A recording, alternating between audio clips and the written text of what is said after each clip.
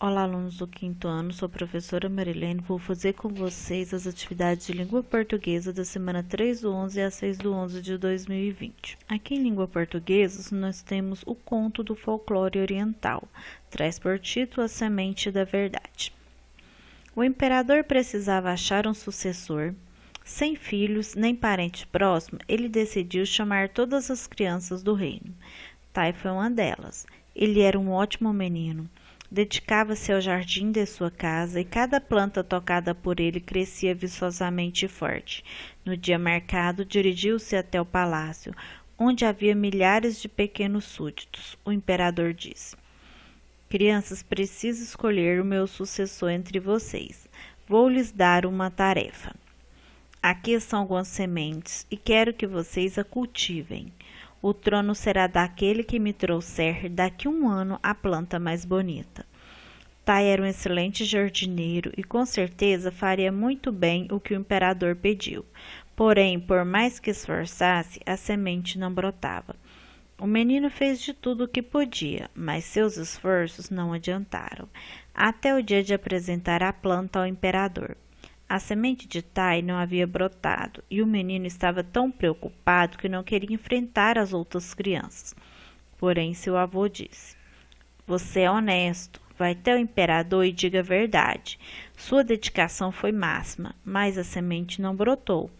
Não se envergonhe, querido, apenas explique o que você fez, pois devemos sempre agir com honestidade. Tai obedeceu ao avô e foi ao palácio. Entretanto, ao chegar lá, ficou assustado, pois era a única criança que não havia levado consigo uma belíssima planta. O imperador chamava as crianças e examinava os vasos. Não sorria e nem esboçava contentamento. Tai estava muito nervoso, pois se o imperador não havia até agora aprovado aquelas plantas maravilhosas, o que não diria de seu vaso sem nada? Tai foi ficando para trás e, quando se deu conta, era o último da fila, mas sua vez chegou e ele não poderia mais adiar o encontro com o imperador. Vejamos, meu jovem, o que tem aí para mim? Tai não pôde mais evitar as lágrimas. Com a cabeça baixa, mostrou o vaso ao imperador e disse: Senhor, sou um jardineiro e uma das minhas virtudes é a perseverança. Mas por mais que eu tenha me esforçado, a semente não brotou. Meu avô ajudou a pensar sobre o que fazer e optei por dizer a verdade, contar meu esforço e pedir-lhe perdão. Não se envergonhe, criança, você fez o certo. A sua grande virtude foi dizer a verdade, pois eu havia queimado todas as sementes e nenhuma poderia germinar. Portanto, você foi o único que, de fato, plantou a semente da verdade.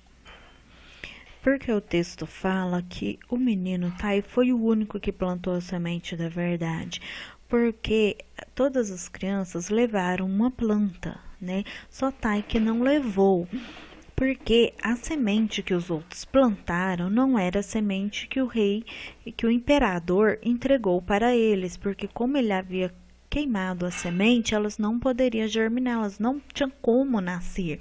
Então, o único que foi honesto, que falou a verdade, foi o Tai, né? Então, por isso, né, que o imperador falou para ele não se envergonhar, né? Porque ele foi o único que plantou a semente da verdade, foi o único que plantou a semente que o imperador deu para eles, que os outros, quando viram que a semente não ia nascer, não ia germinar, eles plantaram outra, né?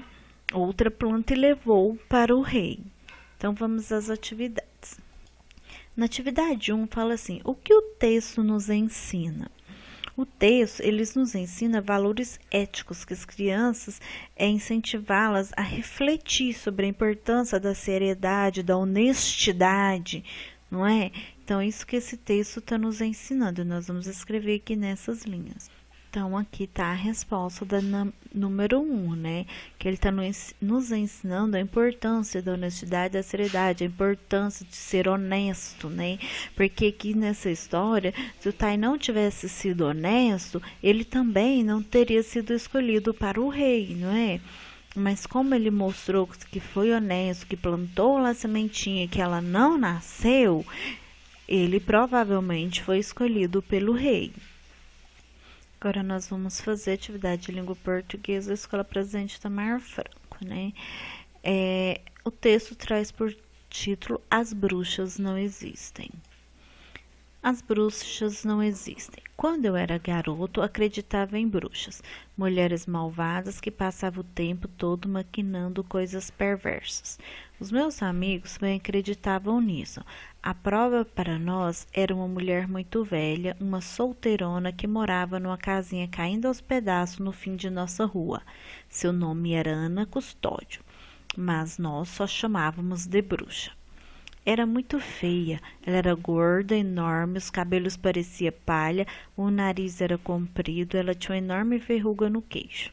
E estava sempre falando sozinha. Nunca tínhamos entrado na casa, mas tínhamos a certeza de que, se fizéssemos isso, nós o encontraríamos preparando o veneno num grande caldeirão. Nossa diversão predileta era incomodá-la. Volta e meia invadimos o pequeno pátio para lhe roubar frutas, e quando, por acaso, a velha saía à rua para fazer compras no pequeno armazém ali perto, corríamos atrás dela gritando: bruxa, bruxa!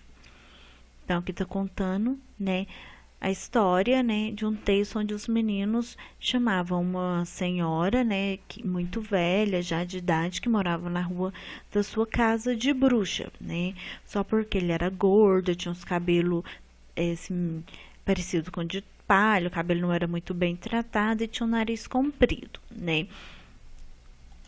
Na atividade 1 fala assim: segundo o texto, podemos afirmar que bruxas existem ainda nos dias de hoje, bruxas já existiram um dia, bruxas são ótimas pessoas, bruxas são lindas, são bonitas, ou as bruxas têm um nariz comprido.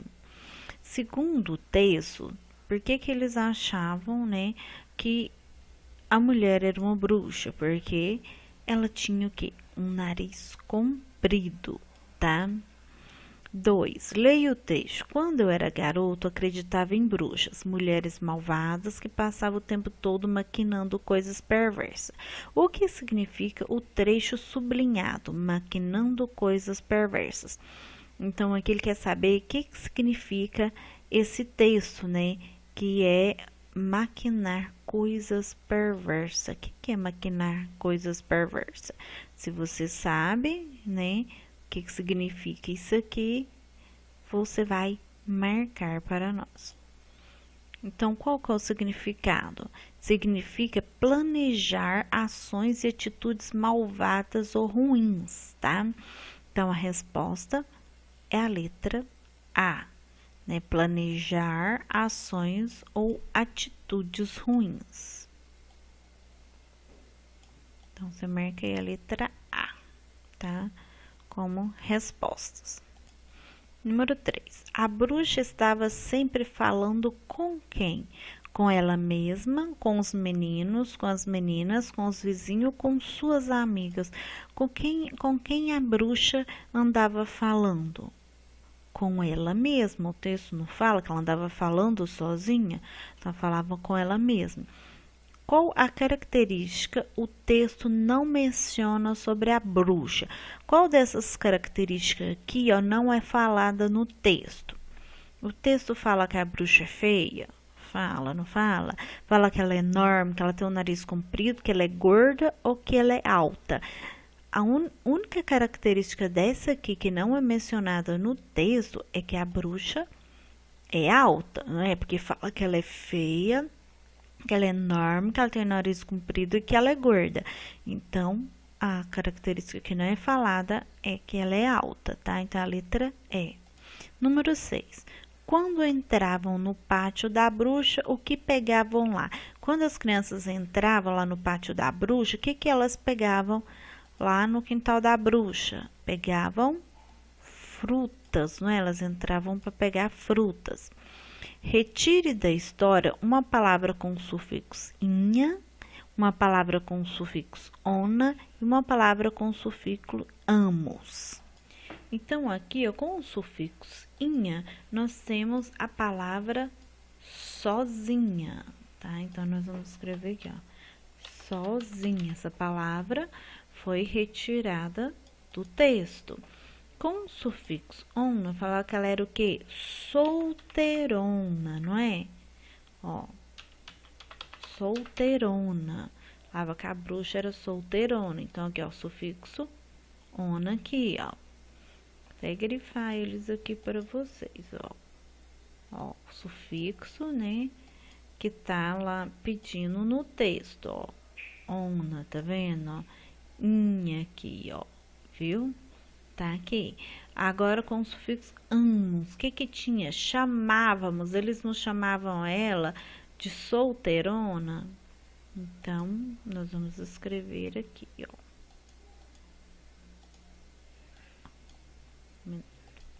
Então, está aqui, ó, com o sufixo sozinha, solteirona e chamávamos, ó, com o sufixo amos. Então, tá aqui as 3 palavras que pediu para ser retirada do texto. Então, nós terminamos aqui as atividades de língua portuguesa da semana 3/11 a 6/11 de 2020. Fiquem com Deus, um abraço para todos.